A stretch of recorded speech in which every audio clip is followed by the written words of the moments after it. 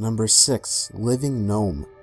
In 2008, a creepy gnome was caught on film in Argentina. Jose Alvarez, who filmed the gnome, reported that they caught the creature on film while larking about in their hometown of General Güemes, Argentina. He stated, "We were chatting about our last fishing trip. It was 1 in the morning. I began to film a bit with my mobile phone while the others were chatting and joking. Suddenly we heard something, a weird noise as if someone was throwing stones. We looked to one side and saw that the grass was moving. To begin with, we thought it was a dog, but when we saw this gnome-like figure begin to emerge, we were really afraid." Other locals have since come forward to say that they have spotted the gnome, and the town has been covered in a pall of fear ever since the first sighting. Number 5. The Devil's Footprints. On the night of February 9th, 1855, after a light snowfall, a series of hoof-like marks appeared in the snow. These footprints, measuring 1.5 to 2.5 inches wide and 8 inches apart, continued throughout the countryside for a total of over 100 miles, and although veering at various points, for the greater part of their course followed straight lines. Houses, rivers, haystacks, and other obstacles were traveled straight over, and footprints appeared on the tops of snow-covered roofs and high walls which lay in the footprints' path, as well as leading up to and exiting various drain pipes of as small as a 4-inch diameter. There were also rumors about sightings of a devil-like figure in the Devon area during the scare. Many townspeople armed themselves and attempted to track down the beast responsible without success. Recently, on the night of March 12, 2009, more strange marks, corresponding to those left in 1855, were found again in Devon. Number 4. Jeff. In September 1931, the Irving family claimed to hear persistent scratching and rustling noises behind their farmhouse's wooden wall panels. At first, they thought it was a rat, but then the unseen creature began making different sounds, sometimes spitting like a ferret, or growling like a dog, or gurgling like a baby. The creature soon revealed an ability to speak, and introduced itself as Jeff, a mongoose.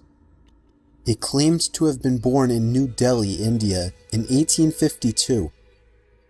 According to Vori, the daughter, who was the only person to see him properly, Jeff was the size of a small rat with yellowish fur and a large bushy tail. Jeff variously claimed to be an extra clever mongoose, an earthbound spirit, and a ghost in the form of a weasel. He once said, "I am a freak. I have hands and I have feet, and if you saw me, you would faint.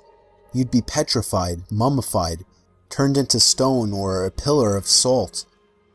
Vori Irving, who took Jeff under her wing, died in 2005. In an interview published late in life, she claimed that Jeff was not her creation. Number 3. James Warson. On September 3, 1873, a man named James Warson had accepted a challenge to race in record time from the town of Leamington to the town of Coventry, a 20-mile trek. He had been boasting of his foot skills and then was asked to prove them, so, with sporting good spirits, he set about to do just that.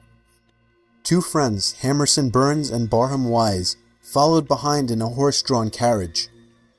Burns brought along his camera. Warson was never out of their sight, and would often turn around while running to exchange some friendly words with the 2 riders. Running in the middle of the road, Warson suddenly appeared to stumble and pitch forward, having time enough for only one short, piercing scream. Wise later said it was the most ghastly sound either of us have ever heard. But as Warson pitched forward with that terrible cry, instead of falling to the ground as he appeared to be about to have done, he completely and totally vanished in mid-fall before ever striking the ground. The road itself told the story, and Wise took the pictures to prove it. There, in the soft dirt, were Warson's footprints. They led down the middle of the road, looked as if the runner stumbled, and there they disappeared. A search was called and the locals scoured the area for James. The bloodhounds used in the search were strangely reluctant to approach the spot where Warson disappeared. He was never seen or heard from again. Number 2. August 7th, 1973 will remain a day of mystery and possible tragedy. Several people in New Mexico that day, using CB radios, heard the disturbing cries for help from a little boy. He said his name was Larry, and that he was trapped in a red and white pickup truck. He was with his father, who he thinks had a heart attack and was dead. He said that they had been on a rabbit hunting trip when his father collapsed on the steering wheel. Larry claimed that the truck had flipped over into a ravine and both doors were jammed shut and he was unable to escape. The boy's signal faded in and out over the next few days, and was also heard in California, Wyoming, and Arizona.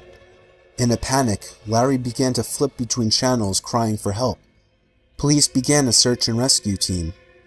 One helicopter pilot who was searching the Manzano Mountains in New Mexico for Larry says that he made contact with a little boy calling for help, but he called himself David, not Larry. A family traveling from Missouri was reported missing on August 11th, and they had a son named Larry, but they were eventually found. On August 12th, an Army sergeant claimed to have spoken to the boy for 3 hours, but could not get him to give more information about himself, like his phone number or address, etc. No more contact could be made with Larry. It is presumed his battery died. The search was called off on August 13th. The police stated that there was no concrete evidence. They also say that the boy, if real, may have died sooner than the transmission stopped, and that the subsequent transmissions from different states, some were even heard in Canada, were hoaxes. Many believe it was a hoax, but those who spoke to Larry swear to this day that it wasn't, that the emotion and the crying they heard from little Larry was no doubt the real thing. Number 1. On November 29th, 1970, a professor and his daughters were hiking in the Isdalen Valley in Norway when they came across the partially charred remains of a young woman. She was surrounded by a large quantity of sleeping pills and bottles of gasoline. All the clothing she was wearing had the tags removed, and her fingerprints had been sanded off. A dental screening was done, and some of her dental work was done using techniques only found in Latin America. She was eventually traced back to 2 suitcases at the NSB train station in Bergen.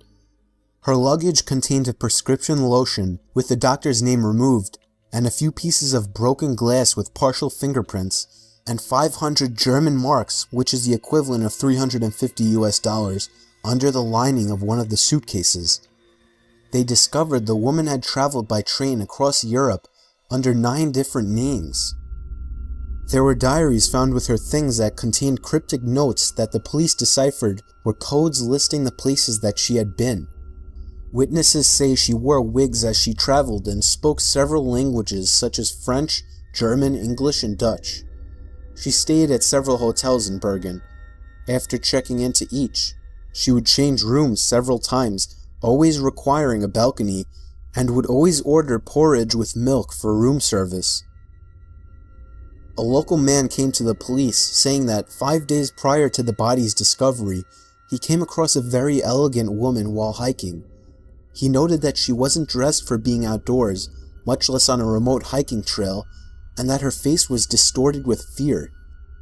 He claimed that she attempted to mouth something to him, but was followed closely by 2 large men in black coats. The man waited 32 years to come public with this story, stating that when he contacted the police, the officer who answered told him, "Forget her, she was dispatched. The case will never be solved."